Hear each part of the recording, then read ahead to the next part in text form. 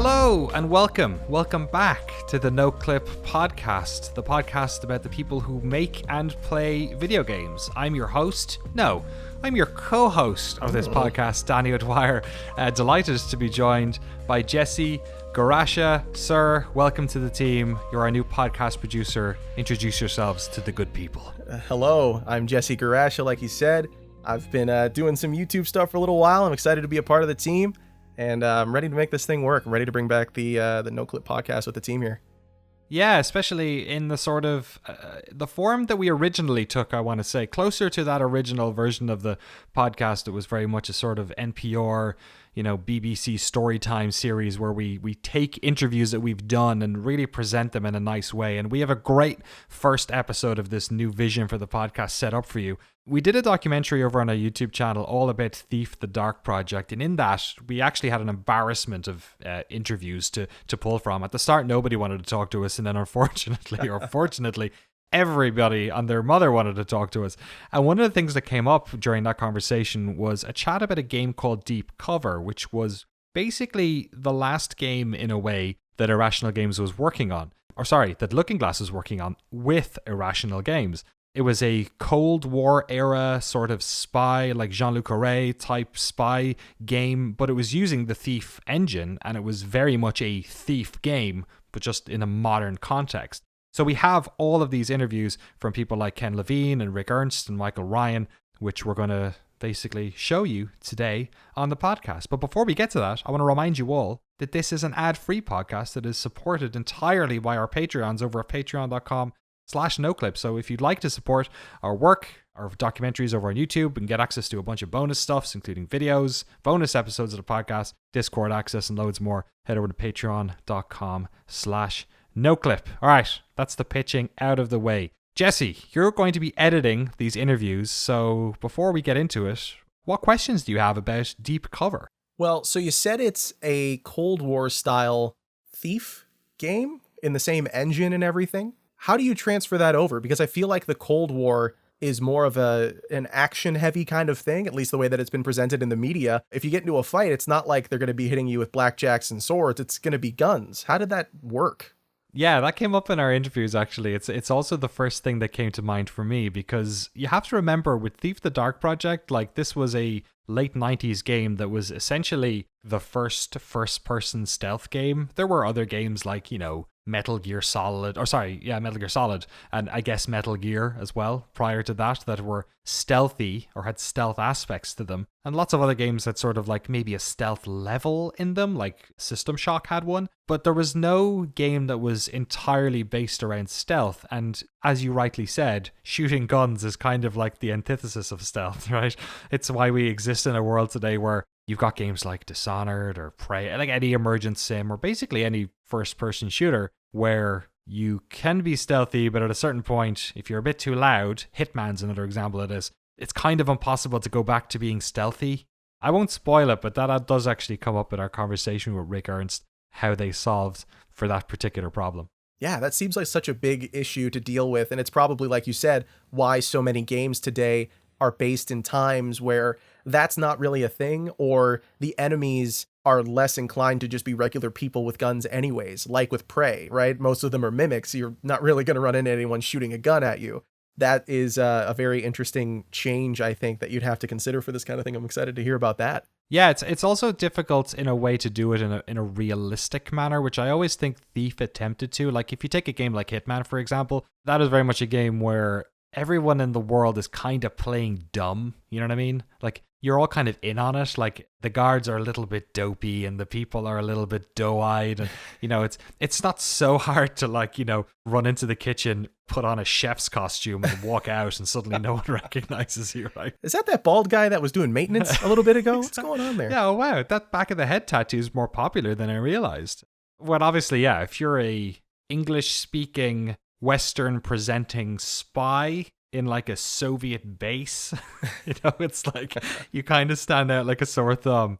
So yeah, that was part of the questions we had with them, and just like the different technology you have with that situation, with like things like guard dogs or things like spotlights that are searching for you, right? There's a whole different array of enemies and tools that you just can't, shoot a water arrow at. Right. You could shoot out the light, but then they'll hear the gun. What if there's a silencer? Yeah, all that kind of stuff starts to build up. So you were saying this game was developed by, or was planning to be developed by, Looking Glass and Irrational Games, two of the biggest names in the games industry. If you hear Irrational Games, you know exactly what that means. BioShock, Ken Levine. It's the thing people say when they used to work there and they're working on an indie game, right? That's how you sell it. Looking Glass, the granddaddy of immersive sims, right? Warren Spector, some of the best games you could think of from that era. Ultima, Thief, System Shock, even the two actually worked on System Shock 2. Right. Before they started working on this. Am I correct? Yeah, so that actually comes up as well. Ken Levine's story is always very interesting because Ken left Looking Glass to found Irrational, but then immediately started working with Looking Glass on games like System Shock 2, for instance. In the same offices, right? So they did for this one. They weren't generally, but for this one they had for a time that they were embedded with this smaller team on Deep Cover. Because the other thing that was going on was that there was the Thief 3 project, which was being handled by, it would have been Randy Smith and Terry Brocious, who eventually would end up, again, collaborating at Ion Storm, making the actual Thief 3 Deadly Shadows. But at that stage, it was sort of in its maturation stage, or in its early stages rather, at Looking Glass. So yeah, I basically talked to Ken about that too. It came up a little bit in the Thief documentary, just the relationship that he had with Paul Neurath, who was running Looking Glass, who he didn't like ghost them, you know what I mean? After they left the company, he was still willing to work with them, which I think is a fairly nice quality it shows in Paul. But also just kind of like how that all happened. And ultimately, like the ending of Deep Cover, the project, which didn't stop really at the closing of Looking Glass, it actually stopped when Irrational jumped off the project. So we also talk about that with Rick and Ken. There's also a bit in this interview with Michael Ryan, who was one of the lead level designers on a bunch of the Thief games. He started out working in I think customer support or something, and then eventually made some levels for the first game and then for the second game. And he was one of the small amount of people. I forget exactly how many were working on this. Probably between half dozen and a dozen maybe. He was part of that team and worked on a bunch of tech. So we also talked to him. Did you have any other last questions before we jump into Deep Cover? Yeah, just one. This is an unreleased Thief style game, and Thief at the time, gigantic, right? Irrational and Looking Glass were huge. Yeah. Not at the time for Irrational so much, but still very big names. Why is it unreleased? I guess we'll talk about that a little bit in the interview. It's a part business. These things always end up in business issues. The right people at the right time or the wrong people at the wrong time. For this one, it's very much the story of both the trajectory of Looking Glass, who obviously died immediately after this, and Irrational, who, as you so rightly said, then became a name in the years after this. So in a way, Deep Cover is kind of a inflection point for both studios, given where they both ended up. And it's a game that is unfortunate that it didn't come out, because it seemed like it had gotten a decent amount of the way there. There is a website that has screenshots of this game. One of the reasons why we're doing this as a podcast is that there's no gameplay anywhere. So I wasn't just going to Ken Burns in on a bunch of screenshots for 20 minutes. It wouldn't have made the best viewing experience. But yeah, hopefully in this interview we can also answer the question of why it didn't get released, because yeah, that's the thing, right? Whenever a game doesn't get released, we just sit here in our living rooms and in our bedrooms and think, but why can't I play it? It looks like it's kind of made. This sounded cool. I think another thing to listen down to in this interview is the stuff that came up in other games afterwards. You know, ideas that they had that ultimately a developer in a different part of the world put in their stealth game. It's maybe not a game that would shine so bright today because it's, you know, it was a product of its time and a product of where stealth was at that time, much like Thief is. But at least in this podcast, we can shed some light on Deep Cover.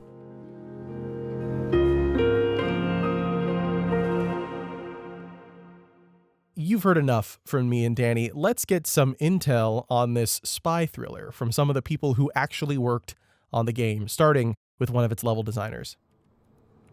So I started in 1999. It was my second gig.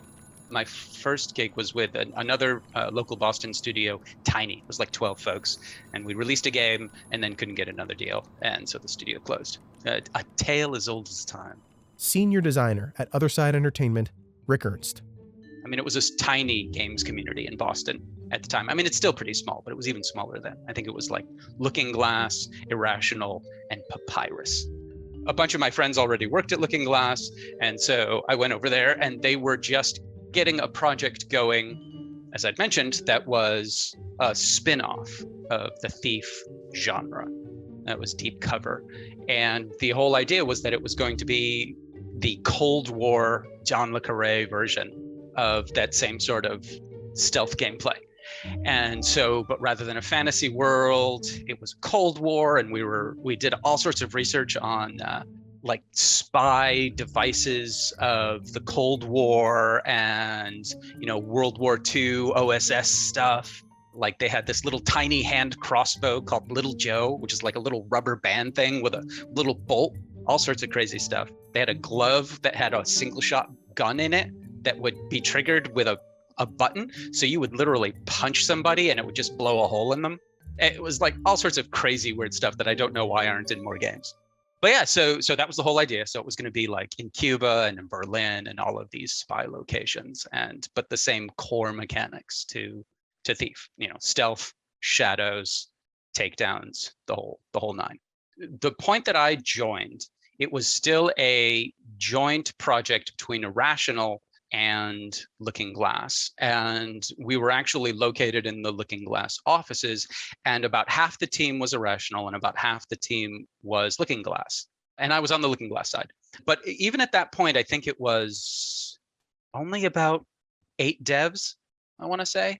I think there were like 3 or 4 designers, a couple of artists, and a couple of engineers. And it was very much still exploratory. We didn't have a publishing deal. So this was all putting together a demo and starting to try to get the development moving so that we could sell it.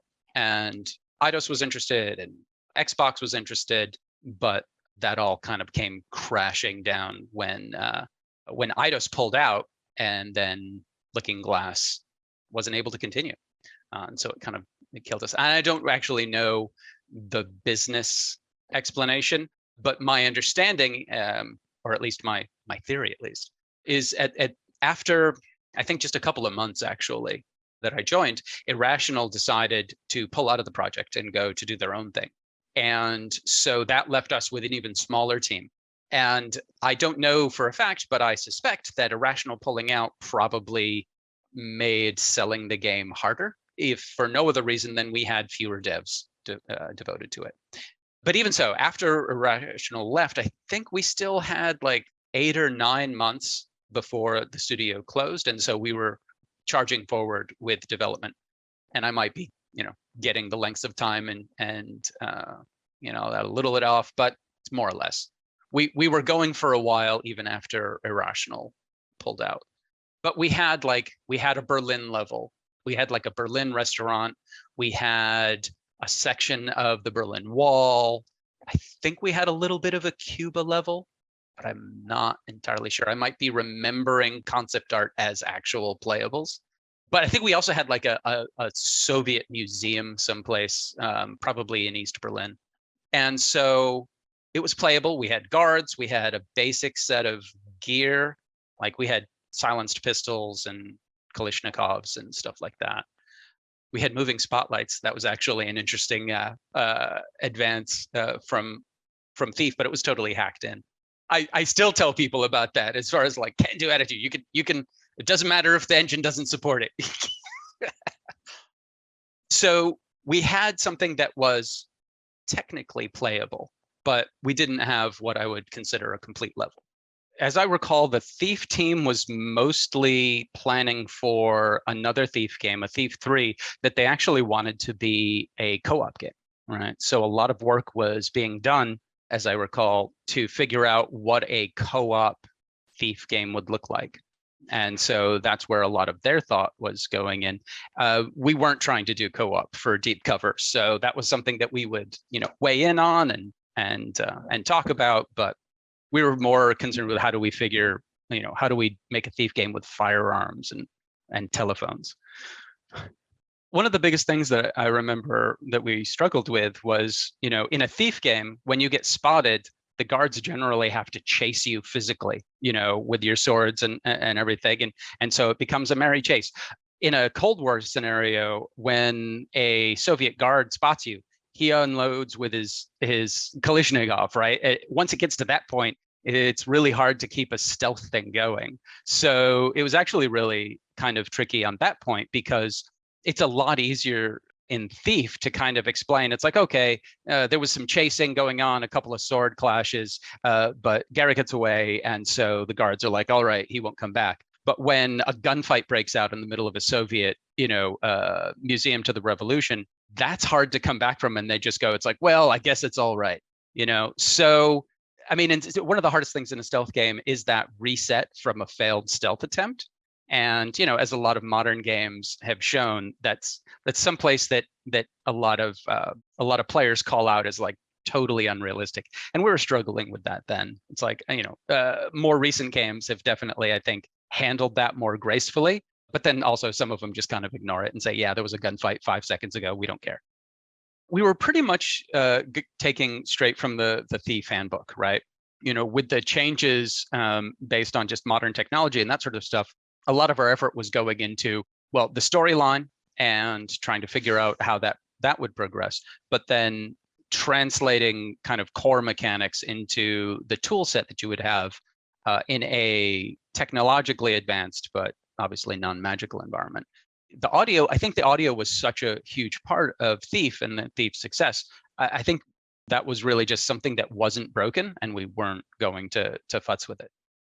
The thing that we struggle with stealth in games even now is the fact that audio is really kind of hard to convey state with, right? It's like it's a moment and then it's there, but then making sure that the players kind of remember what was going on or giving them kind of cues is really tough. And that's before you even talk about the fact that if your game is really heavily reliant on sound cues, hardware, people's own, like when you have folks that are disabled or hard of hearing, it's like, what do you do? Do you have visual stimulus in the level as well that echoes that? Do you do the closed captions for the hearing impaired? It's like footsteps behind you, right? Nothing's really ideal. And so it's tricky, right? And to give the player the information they need and kind of keep that as aware, because we tried to avoid putting things on the HUD as much as possible, right? To keep that immersion. And we weren't able to do that entirely because obviously there's the light gem and everything like that. But, we're trying to avoid it. And audio just is it's a tough nut to crack with that. One of the things that we had pretty detailed, although don't ask me to recall too many of them now, we had the plot pretty well kind of laid out. And a lot of that had actually come, I think, from Ken Levine. Like he had established a lot of that early on, as you might expect. He's very story centric. That's his thing. So we mostly just adapted that and had, we're going forward with the plot that Ken had come up with. I know we modified it, significantly, but that was the starting point. And that's probably the furthest we had gotten on any of the elements, right?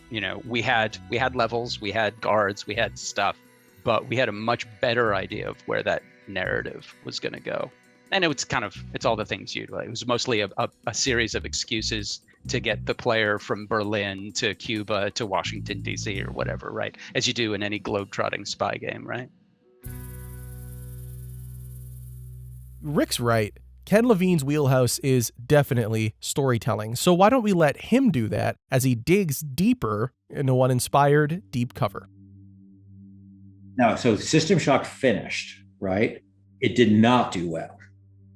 It did very well critically. It didn't sell well. There was very little marketing and we had a tiny little presence at E3 off in a corner and one screen and very little promotion. Nobody cared about it at all. But I can't say even if they promote it, who knows? Maybe if they promote it, it would have done well.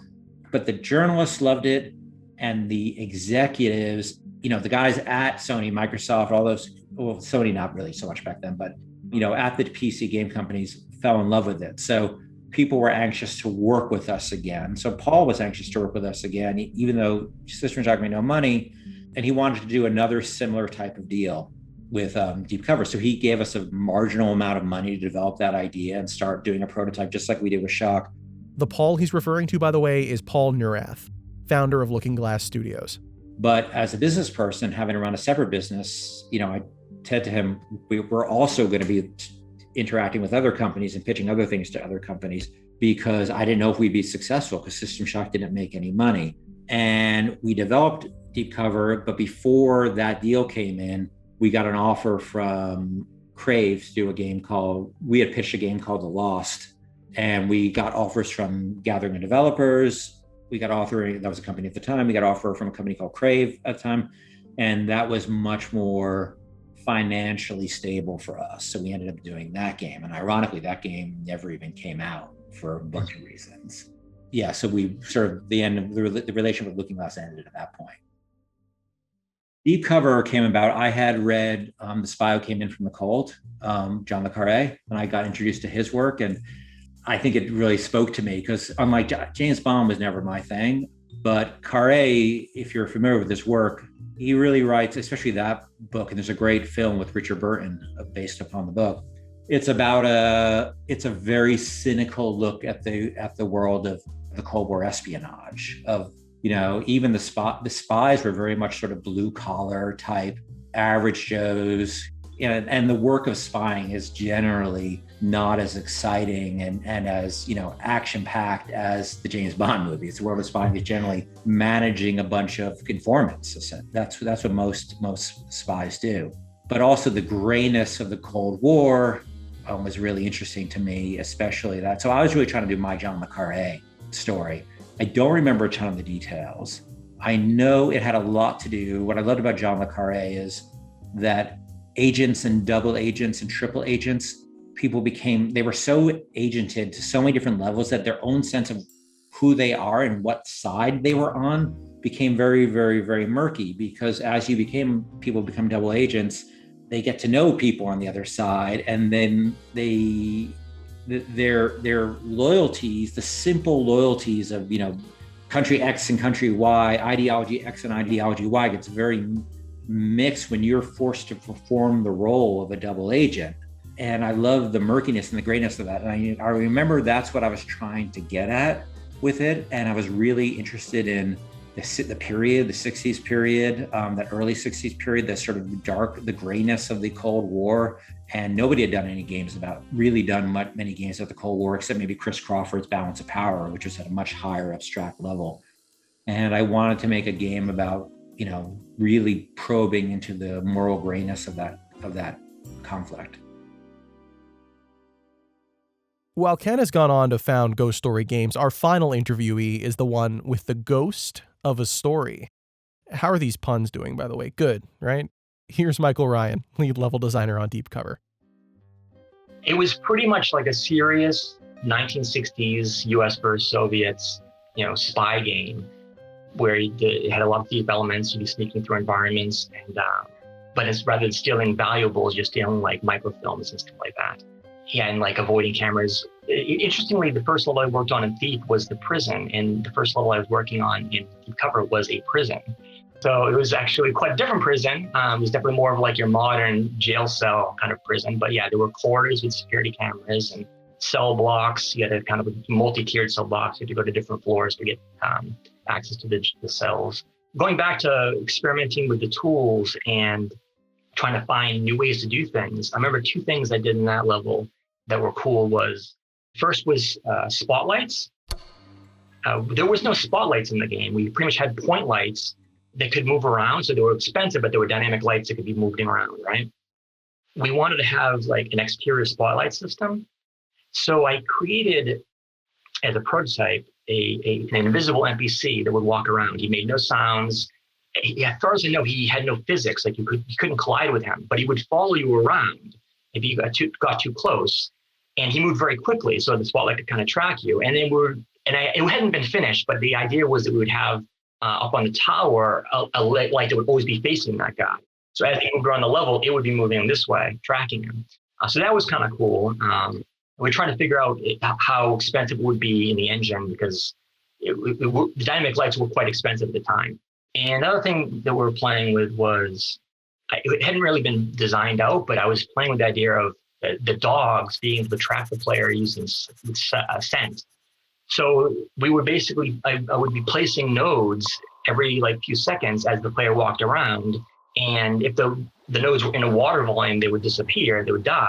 Otherwise, they were basically linked to each other. So if a dog found a scent node that hadn't expired, it could then go to the next one, the next one, and the next one until eventually they'd see the player.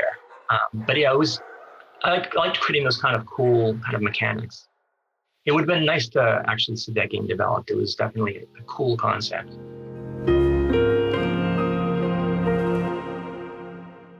Wow, yeah, I really do wish we could have played this game. It sounds amazing. A tiny hand crossbow and like a gun glove? What? Where is that game? I want to play that right now. Give me it.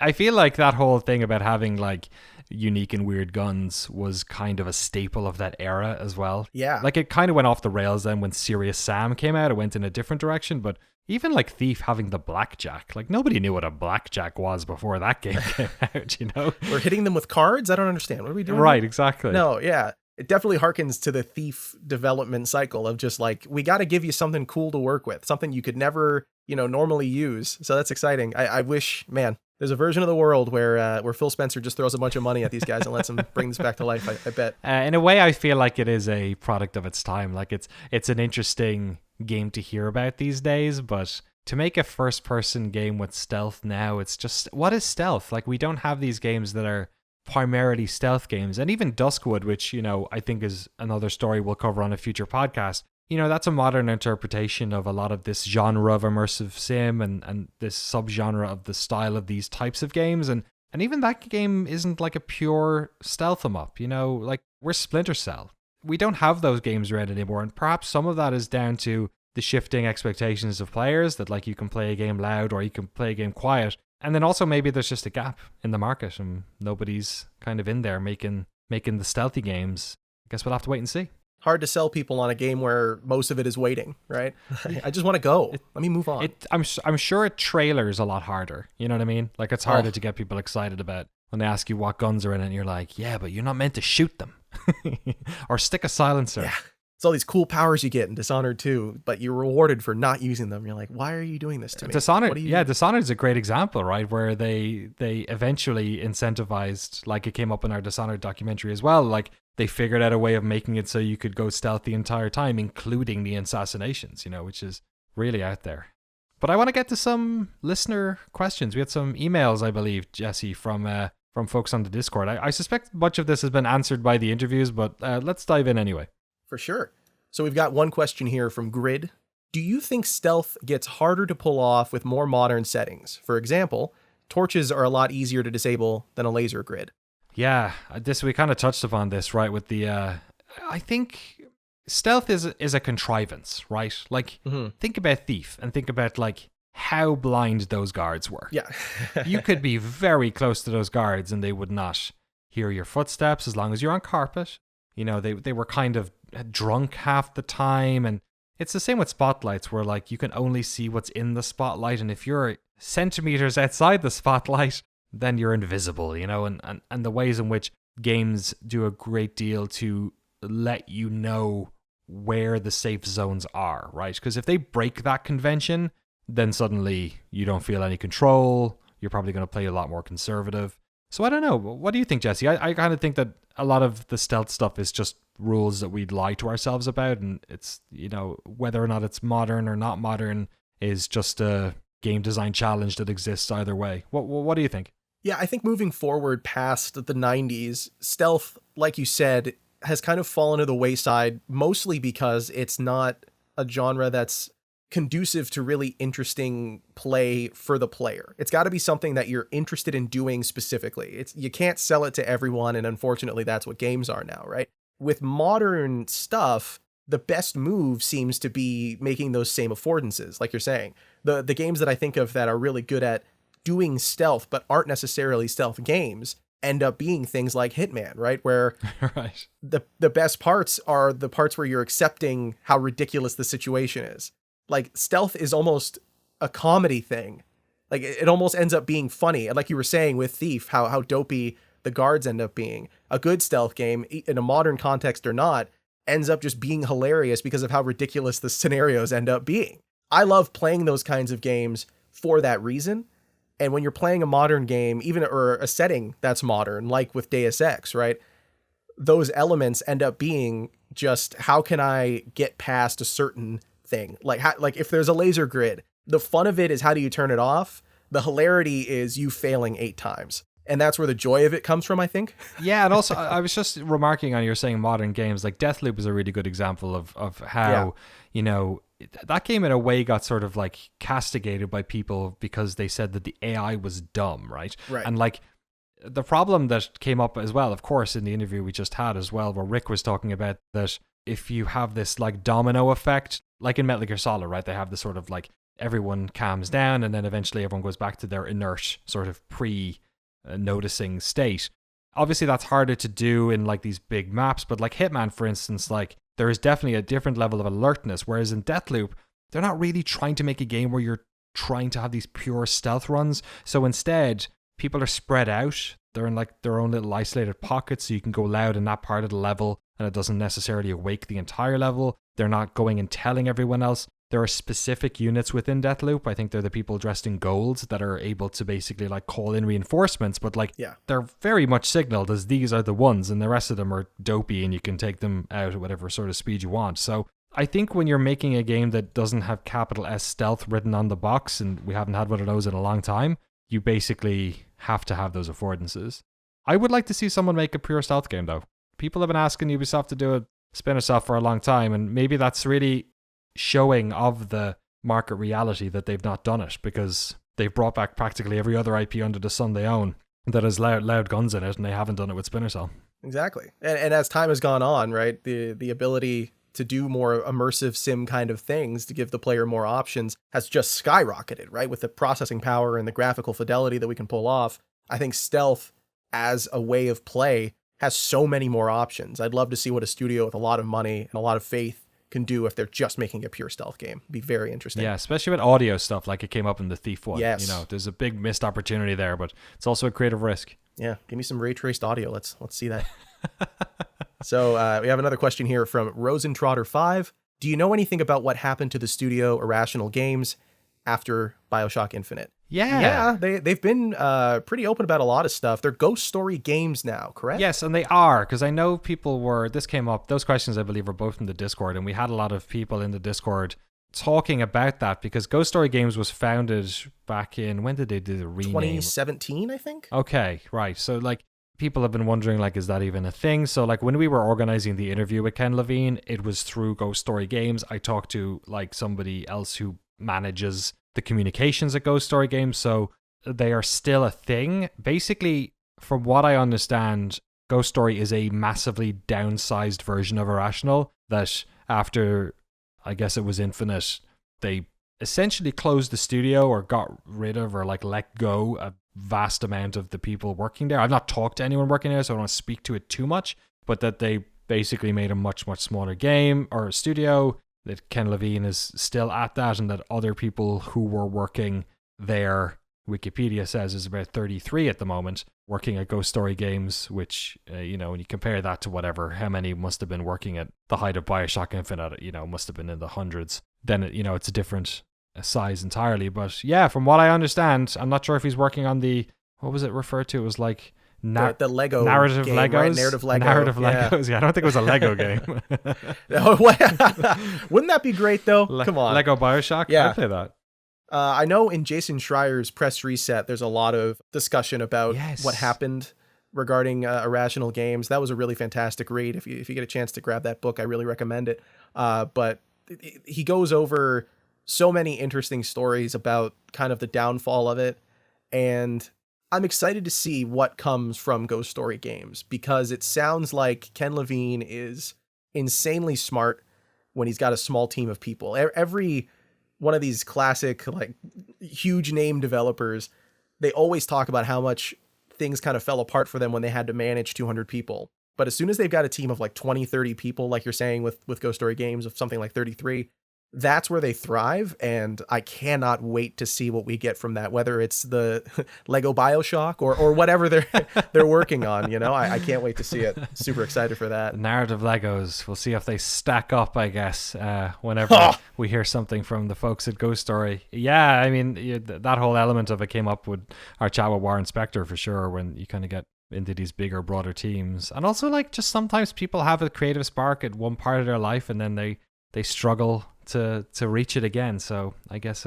time will tell. Thank you so much to the folks in our Noclip Discord for sending in those questions on the Podcast Questions Discord channel. You can, of course, also email us, podcast@noclip.video. The questions don't need to be about the game we're talking about. If you have any questions at all about what we're doing here at Noclip, or pitches for docs, or follow us on Twitter, of course, and you'll see what's coming up next, and maybe we can get those questions in too. But yeah, send them all in, and we will do our best to highlight them here on the podcast. That was a podcast, Jesse. That was it. We're done. Woohoo! A little bit of housekeeping before we bounce out. There's a couple of documentaries coming down the pipeline. Death's Door. I don't think it'll be out by the time this goes up, but Jeremy's documentary on Death's Door is nearing the end of production. He was digging a grave somewhere in the California coast for the B-roll, so I'm looking... unrelated to the video. Yeah, he just needed to take care of some business. I'm working on the Chivalry 2 doc. I'm about to jump out now, actually, and put on...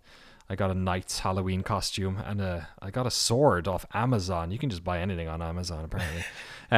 So I'm going to get into the woods and record that. So those will be coming. But of course, if you're following us on social media or our Patreon, you also know that we've docs on The Forgotten City and also Black Mesa. And also we've like 2 or 3 other ones that I can't really talk about right now. Oh, they're really cool, though. Yeah, I'm excited for them. If you want to hear more from Jesse, our Patreon exclusive podcast this month was the 2 of us sitting down and getting to know each other, and also an episode on Noclip Edit Club, all about thumbnail design is what went up so far this month. Also, if you're in that $10 tier, you got 5 episodes of our new show, Noclip Wishlist, where I play a bunch of games that I hope we can do documentaries on. We covered Unreal Tournament, Valheim, Dark Souls, Age of Empires 2, and...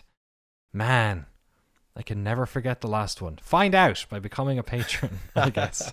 So if you'd like to support our work, head over to patreon.com/noclip and get access to all of that. At Noclip Video on Twitter, I'm at Danny O'Dwyer. Jesse is at Gorasha, Guar. You say it much cooler than I do. Sure. It's Guara, S like Sam, CIA. Beautiful. I love to see it. CIA. He's a psyop on this podcast. I told you not to tell anybody. Watch all our free docs over at youtube.com/noclipvideo. Check out the podcast wherever podcasts are sold. And also, there is the version on YouTube. It's youtube.com/noclippodcast. Every review helps us. Please, we're back. We'd love to get up in the metrics and get some new eyeballs and earballs on this thing. So if you're not supporting us on Patreon or doing something else, hit that subscribe button and drop us a review. We'd really appreciate it. Jesse, thank you so much for your time, buddy. It was good talking to you about the Cold War. Yeah, big fan of JFK. Yeah, who isn't? Well, Lee Harvey Oswald, that's who. All right, we're out of here. Take care, folks. We'll see you next time.